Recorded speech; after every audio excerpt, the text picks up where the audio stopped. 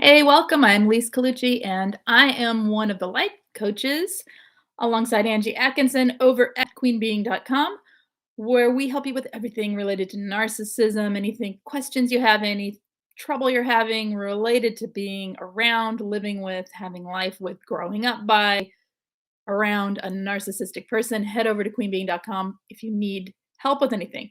Also, just before we start, hit the subscribe, hit the thumbs up, all that good stuff. And if you need help with coaching, check out the info in the main description of every video after this is over. Anyway, let's get started. So, today I want to talk about intermittent reinforcement. What is intermittent reinforcement and how does it affect you? And why is it so powerful? What's going on with that? What is it that the narcissist is doing? So, in a relationship with a toxic person, a narcissistic person, people who have narcissistic traits or traits that are similar with cluster B personality disorders, you're going to have love bombing and devalue. We know about that. So, when you're given a reward, love bombing, so to speak, it does something to your brain. We're going to talk about what it is and why it happens. Okay. Hey there, Christine. So, intermittent reinforcement is a reward or a lack of reward at random intervals. There is no rhyme or reason to when it's going to happen, how it's going to happen, or what's going to happen. It is random. It's intermittent. Intermittent meaning not all the time, right? Not constant. It's inconstant and you're rewarded sort of randomly. You know what that's like if you've been with someone toxic. This is a major thing that they do. And this is what's leading to your addiction to that relationship. Okay. So it's actually a method that was proven to yield the most effort from its subjects. By giving intermittent rewards, people got more results than giving regular, consistent rewards. The behaviors that are rewarded, that are rewarded occasionally with very little pattern to why they're being rewarded. So back in the 50s, there was a psychologist called Skinner, and he studied this in rats. He would give them little tidbits of goodies for doing certain maze patterns or hitting a button. I think it was a button, hitting a button. And the rats would be rewarded randomly. The rats that were rewarded every single time yielded less results of button pushing. So basically, we start knocking on the door and pushing in and trying to get the reward. It creates a sense of need, and it also creates a feeling of hard-earned joy. The rats that had intermittent reinforcement were more active for that. Does that make sense? They weren't just like hitting the button, oh look, a reward. They were actively trying and excitable to get that reward. So this was proven. And it's not that a narcissist knows this and they're thinking, oh, if I give intermittent reinforcement, then I will get a better result. It's just a natural, it's a thing that happens because they naturally give intermittent reinforcement. They're not consistent people. They aren't actually empathizing with you and trying to create a healthy relationship that has consistency and stability, which is what we need as humans, right? They are actively just out for themselves. And so the reward system they see, I had one tell me, I will dole out the affection as I see fit. And if you have deserved it and I feel the need to give it, I will. Point blank, straight up, right from their mouth. Okay. Hey, Leonard, how long can it last? Like pretending to be nice? Years. It really depends on the person you're dealing with and the situation. I mean, if you're not in a daily situation where you're living with them, it can last a long time. That the love bombing. It's That's why it's important to go slow, but also watch people in different situations. Interact with them, have arguments, have debate, have discussion, because that's real in a relationship and you get to see the person and how they actually react to things. And you can still be it can still happen, right? But hopefully by doing that and watching for red flags, you're learning, wait, something doesn't seem right here, right? Okay. So back to intermittent reinforcement. So Yeah, ugh is right. Okay, so that's what happens in rats, okay? What happens in humans, what happens in people when we're in a relationship with someone like this is it's a little different than doing it as a way to create productivity in a workforce, right? Well, it could be used kind of toxic that way as well. Hey, Huffle Mama.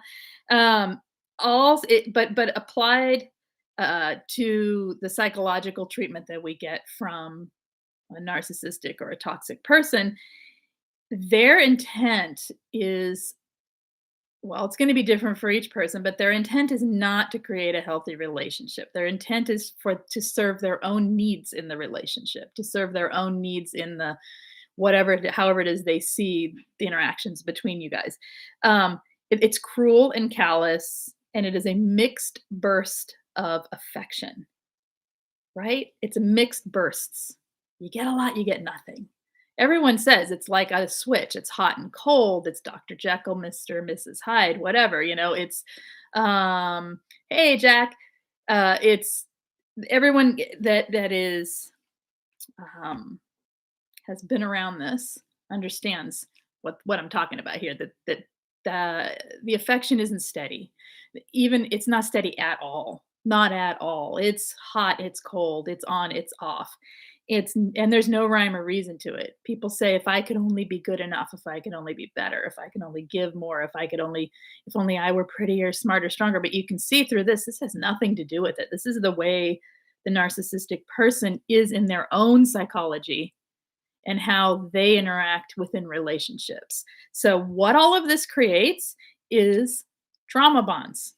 And this is one main way trauma bonds can be created. There's other ways, and I want to talk about something later this week that I haven't thought a whole lot about because I don't see it as often with people when I talk to them. But it's come up, and I really want to dig into it a little bit. And that is when you're with a sociopath and they are perfection. They are perfection until they're not. And there's no intermittent anything in that. There is nothing but a flooding. So basically, you're flooded into the trauma bonding. So we'll talk about that later. But the main thing we talk about with trauma bonding is this intermittent reinforcement that um, creates the trauma bonding. And here's partially why. Okay, so um, your experience is a solution to intermittent reinforcement reinforcement by self-care. Oh, that's interesting. That's interesting. So you give yourself on and off, and it brings you back to remembering to take care of yourself. Is that right? Okay, so let's go on here. Um, every time you have a love burst, we'll call it an affection burst, she's going to sit right there and bark. I let them out to play, and Mama is not having it. Okay. That's a dog, not a person. All right. Yeah. So every time you have um, this going on, where you have let's call it being treated badly, being treated negatively, lack of affection, withholding of affection, awful treatment, and we're not even going to go into the devaluing here. Okay, that's another topic for another time. But just the cutoff of affection, which is a form of devaluing, but whatever. We'll go into that later. So, and then you have a burst of affection. You feel the honeymoon phase again. You feel we're back to the beginning. Oh, it's going to be good again. You have your emotions, your brain chemistry, your body, everything has a reaction to it that feels like the beginning, or it links you to that narcissist because it makes you believe that there's hope for the relationship, that they've changed, that they see the error of their ways, so to speak, that they see what they're doing to you and they don't want to hurt you. It's confusing. It's confusing because it is intermittent. You can't say, here is a pencil, now may I have an eraser. There is no exchange happening that makes sense to us. There is no, I just made you dinner and now you're going to be happy with me. As people pleasers, that's what we're looking for, and we're not going to get it. But we will get it intermittently. So it confuses us into thinking things are getting better. And they're not. You guys, this is part of the trap. It's what traps you because it's what makes you keep trying harder and harder and harder, just like that little rat hitting the button for more and more treats that may or may not come. We don't know. Okay. So that is what's happening. It creates it's instability that creates a need for perceived stability. So we don't see it when we're in it as this person is giving me intermittent reinforcement. What we see is, oh, there's the stability. It's like we're leapfrogging island to island, like lily pad to lily pad through a murky pond of yuck on what we think is stability, which is the love bombing, the affection, everything we ever needed, everything we ever wanted that they give to us in small doses. And I don't mean that like for real, because sometimes they give breadcrumbs. Okay. And sometimes breadcrumbs are enough for some people. Not really, but we get conditioned to it, right? So the intermittent cycles of aren't regular. Yes, they are not. That's the intermittent part. Yeah. Yeah, okay. I'm just making sure there's no questions as we're going along. I don't see anything. Okay, good. So it's really similar to the way gambling addiction is. What this causes is an addiction. It causes literally an addiction to the thing that's making the problems. We get addicted to gamblers will get addicted to certain games or certain types of gambling. It is very similar to a gambling addiction because you have intermittent reward. You have luck, you have randomness, it's a shot in the dark. You don't know when it's coming. You just know if you keep playing the slots, you will eventually have some money come out of that machine. And that is what's happening. It's exactly the same, but the same thing that's happening to the brain of the person who is gambling is happening to the brain of the person in love with the narcissistic person. So it is so let's talk about that. When you have that addiction going on, okay, you've got a reward circuit in your brain that is being fed. It's a reward loop, okay? It's random though, and it doesn't make sense, and you can't link it to anything. There's no stability as human beings. Like I said, we need stability in relationships in order to feel safe, secure, free to be ourselves, and authentic. All right? We can't be those things when we're with a toxic person because we are always walking on eggshells and dealing with this cycle going on. So our brain gets used to this reward circuit, and it not only expects it, it needs it. We need the intermittent reinforcement after a time. We need it. We need the lows in the relationship in order to make us feel the highs. That's what they're setting up. Okay. That isn't healthy, and it isn't healthy for us to be in it. And so we can see when we're trauma bonded that this is what's going on. And without the intermittent reinforcement, without the affection at times, we start to release less dopamine in our brains. Dopamine is a feel-good chemical in our brain that makes us what did I write here? I wrote it gives you the feeling of, it gives you it's a messenger. Okay. So it sends messages to your brain that says this is a pleasurable situation. And then your pleasure center fires and your endorphins release. Okay. It gives you messages also of survival. I survived this. I made it through. So people who get on survival quests are dopamine seeking. People who are gambling are dopamine seeking. That's part of the cycle. People who are, doing things like shopping, you're dopamine seeking. That's the hunt. It's the hunt and reward. It's sending messages to your brain that this is making me survive. This is making me feel good. And then other parts of your brain fire. Well, that process is going on for a toxic person. This toxic person is my survival. This toxic person is my source of pleasure. And when they take it away, my brain can no longer create its own dopamine to enjoy things in life, to enjoy the simple things. That's why we can't just go forget them, I'm on to my life, right? We can't just say, we say at the end, I don't even know what I like anymore. I don't have any pleasure. That's not just depression. That is this cycle. That is not just the sadness of grief of losing a relationship. It's this cycle that creates an addiction that makes us need that person in order to fulfill that feeling in us. It's a lot, okay? It gives you the sense of perceived kindness as well. So on an emotional level, that intermittent reinforcement gives a perceived kindness, a perceived love, a perceived affection. It's not real, it's not stable. It is We're perceiving it as real and stable because it comes just randomly all the time, right? And our emotions get tied to it as well, thinking there's hope. There's, like I said, there's hope, there's all the good we're looking for is in that person. We just need to try a little harder. And I'm gonna have to let her in because she's gonna yip at me for some reason. Outside's not good now. All right. So we're starved of it. Yes, exactly. You get okay. So what do you do? So do you hear how this is trauma bonding? And if you're in it, you're like, oh my gosh, yes, that's exactly what I'm feeling, maybe, right? Or that's part of what I'm feeling. We also have the feeling of love because it's a relationship, because we're relating this to a relationship. If we were relating this to gambling, we would have a sensation of the casino or whatever. We would have the draw towards something else. And I'm going to just do this. Come on. Come on. Can you be quiet in here, guys? Come on. You can. Yes.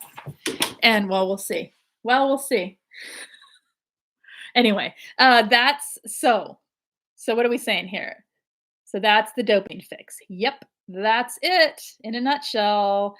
Um, let's see here. You're welcome for this talk, Stephanie.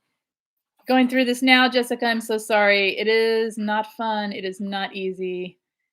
So don't forget to tag. Yeah, please do tag me so I see questions if you don't mind, or just repeat them. I struggle.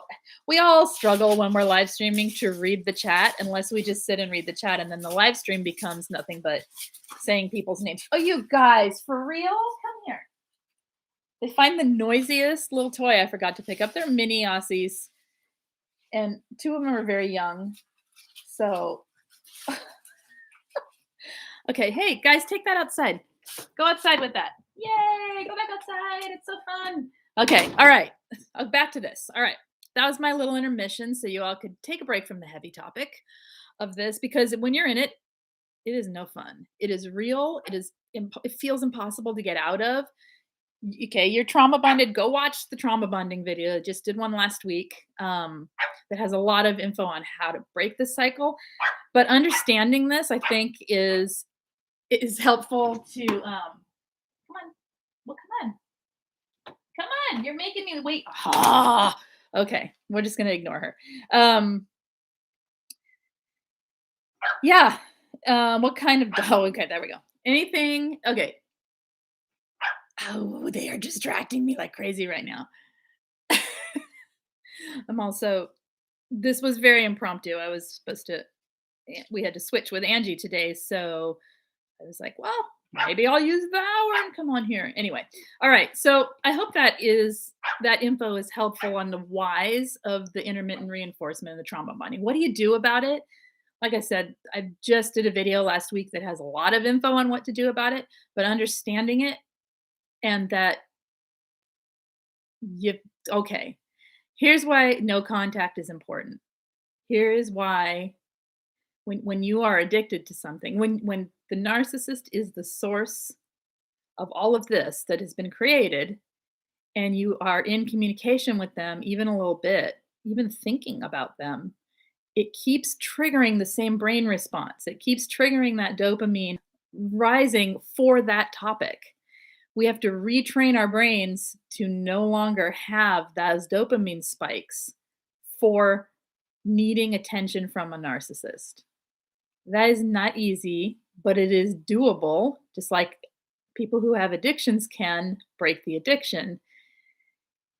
They don't do so by maintaining their connection with the thing they're addicted to most of the time. Some people can, but mostly When we have an addiction, we need to be away from that thing. We need to cleanse ourselves from that thing. We need other things to focus on, and we need to unfortunately suffer the what it feels like when you're breaking the addiction. It is super uncomfortable. It is really hard. It feels like the end of the world. It feels like you're never going to get out of it, but you will. You will. People have. We all have, and you can. So if you can't go no contact, I mean, this is why we're always saying no contact, no contact, no contact. It's not to punish the other person. It's not to be, they did it to me, I'm going to do it to, you're going to do it to them. It's for your own good. It's to help you heal quicker, to help you so you're not 3 years down the line still feeling these trauma bonds. Okay, if you have to be low contact, it can be challenging. So what you do, in my opinion, one big thing is you set some boundaries for yourself. Who cares if they listen to, adhere to, or whatever the boundaries? They're not going to. The boundaries are for you, and that is need to know info only. So if you're in communication with them about children, the only conversations you are willing to answer, the only questions you're willing to answer, the only thing you're willing to talk about are need to know info for that child. That's it. They can criticize you, they can love bomb you, they can do whatever the heck they want in their correspondence with you. You read through it and you see if there's any information that needs to be replied to. That is the child's well-being. If not, you don't reply. So you go no contact except where you have to have contact. If it's a business dealing you deal with them, you only talk about business. They're going to throw in jabs. They're going to attack you. They're going to throw in, and then intermittently, they're going to give you love bombing. They're going to, not often, not always, but sometimes, they're going to make you feel guilty. They're going to tell you about their life. They're going to pretend they're your friend. They're going to do everything they can to get your supply back. And you're going to have to sit there and resist it by only answering the questions that pertain to the only reason you have to have contact with them. Otherwise, it's difficult for you to break those trauma bonds. Some people can because they just are like, I'm over it. And that's such a fortunate situation to be in, right? But for many people, it's not easy. It's not that easy. So, yeah. And in that case, like oftentimes with low contact, it can be really useful to have like group coaching or something where you've got support so that you can get everything you need to say to that toxic person out to people who get it. And then just instead of saying it back to them, because sometimes they'll criticize you and attack you for everything you say to them. And it's all just them trying to get attention back. But the problem is it creates this intermittent reinforcement. In that case, it's the need to feel heard, the need to feel validated. So we are creating the intermittent reinforcement by telling them off, by we are reenacting. We're not recreating it. We're reenacting that feeling in ourselves by telling them off, by replying to things, by saying, "Oh, I'm so sorry you're not feeling well," by reacting at all to them in an interpersonal level. We are, in a sense, kind of also doing it to ourselves after the fact once we are low contact. So boundaries, your boundary, set it for yourself wherever you need it to be. But the advice is need to know only. That is it, as it pertains to the situation that is the reason you have to be in contact with them. Okay. Um, how can you regulate your dopamine without becoming addicted to it and becoming a dopamine junkie? Well, we all like dopamine. It's a good one. You can have varied things in your life that give you the feeling of dopamine. You can give you the dopamine boosts. You can realize that for a little while, when you're breaking these trauma bonds, that you might be a little low dopamine and it's going to feel a little blah. And if you accept that as, oh, that's what I'm going through, and don't fight it too hard for a while, sometimes it just resolves itself. I think naturally, we just naturally resolve it. There are things we love, we get excited about, we do them. They create that feeling of well-being and even survival, even like doing a really hard hike or something like that will create that feeling, right? So I think when you're trauma bonded, it's not so much replace it right away as it is accept that, oh, that's why I feel so blah about life. Okay. So it will get better as I break this addiction because it will start to, you'll find things, hopefully. That's why at a certain point in healing, we say, go figure out what you like in life, go try new things, push yourself, get into things, find a hobby, find a pastime, give to others, whatever it is that makes you feel like you and enjoy your life and all of that. So, um, I think you just watch the things, like, don't replace a bad habit with another bad habit. If you're trying to quit smoking, maybe eating a whole lot isn't the best option. Maybe eating healthy might be, like, or and don't go overboard, like, people can become exercise addicts or whatever. We could, if it's you're predisposed to having that, like, addictive type of personality, then you watch yourself, and you have to learn balance in all things, right? Okay. So, but many people are not. It's just, don't replace a bad habit with another bad habit. Replace it with smaller habits that may not feel as good, but eventually it's going to even out. Let's see. At the weekend, he came to the door. No idea he was delivering food again, and he basically stood at the door, 100 pounds at the kids, and said, "Daddy, I love you." I froze. Oh, I'm so sorry. You see,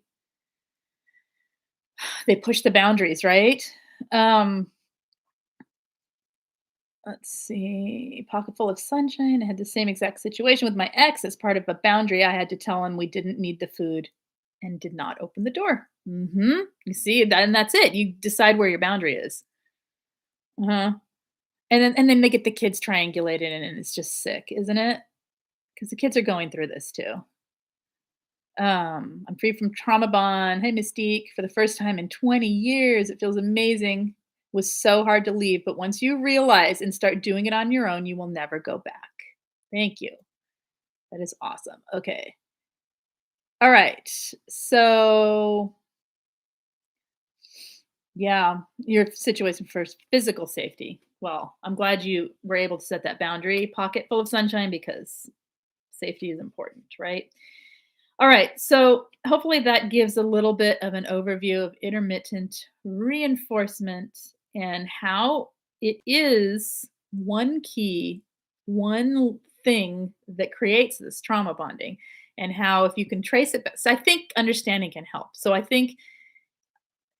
feel that understanding is like, when people get it, there's a relief that they're not crazy, that this isn't something that's just like just them that it's happened to. And then if you understand that this is what's happening, you can watch for it. Oh, there they go again with that intermittent reinforcement. If you're still with them, say you haven't left and they haven't discarded you, and you're still with them, and you're trauma bonded, you don't feel like you can get out. You can at least watch. Oh, there it is again. It's totally random. You'll see patterns. There'll be patterns, of course, but then there's too much random. And I think um, creating stability in other places, if you're still with them, not so much in other people, so that you're not becoming using someone to rescue you out of the situation, right? But other situations, like, say you have a great job you love, finding stability there, and regularity, finding regularity in multiple friendships, not just like hooking to one person, but multiple a friend system, having regularity and consistency there, having regularity and consistency with a therapist or a coach, having regularity and consistency with, I mean, that's a relationship too, but it's the therapeutic side. Can help you with that, like, not, you know what I mean? We need to lean on people, but we can't rely on them to get us out. We have to get ourselves out, unfortunately, because otherwise we go right back. So, finding situations in your life that you have stability, you have consistency, creating it. What, maybe it's your spiritual life, maybe it's exercise, maybe it's whatever, away from that toxic person, so that you can feel the difference between consistency and inconsistency. And you can see that that's just crazy making, to make that feeling of, oh my gosh, if they don't give me, I'm going to, I can't even handle it. They're ignoring me. You know what though? If someone's ignoring you, bye. Later, right? When you're in it, it doesn't feel like that. When you're in it, it feels like the end of the world. So, yeah. Okay. So let's see. What are we saying here? Um, Okay. Anything else you guys have today? Or if you ever have questions or you want to leave comments about a video or you want me to talk about something else, or if this triggers a thought or if it brings up a thought and you want me to talk about a different topic, let me know in the main description of videos. I try to listen to you guys and answer what I can. Um, if you have anything today in chat, otherwise, I'm going to head out. Looks like you're having your private chat, and that's fine. So, okay, so then I will be back, I think tomorrow with Angie Atkinson over on her channel. I'm not sure the time yet. I don't want to announce what I think it is because if it changes, because we haven't solidified, I don't think yet. So I think we're over there on Angie Atkinson's channel tomorrow together. And otherwise, I'll be back here later in the week.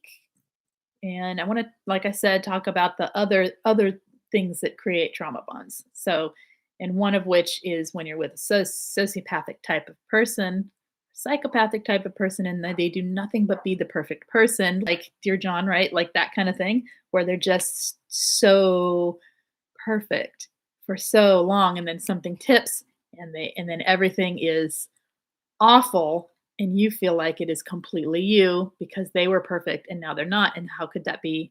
And then they become the victim, and then they become, so there's a whole thing there that is like maddening to the people's minds. So yeah, okay, we'll talk about that later, but I will see everyone tomorrow, and you guys take care. Is that your husband, Christine? Oh my gosh, yeah. Mhm. It's a whole different type, isn't it? And the reason I wanna talk about it tomorrow or later this week is, when people experience that type of person, they say, "But wait, I never had the intermittent. I never had." They were never devaluing until they were, right? And it's confusing, and they think, and they listen to all the videos, and they watch and they read all about narcissism, and they think this doesn't apply. He must not be bad, or she must not be bad. It must be me. But there's a whole nother type. And if your husband's that type, you know what I'm talking about, Christine. That there are nuances that tie it together, and you are dealing with someone toxic. It's just a different type of toxic, and it's intense. So, um, yes, we'll talk then. Okay, you guys take care, and I'll see you later. Hit the thumbs up, hit subscribe, do all the good stuff. Have a good day. Bye bye.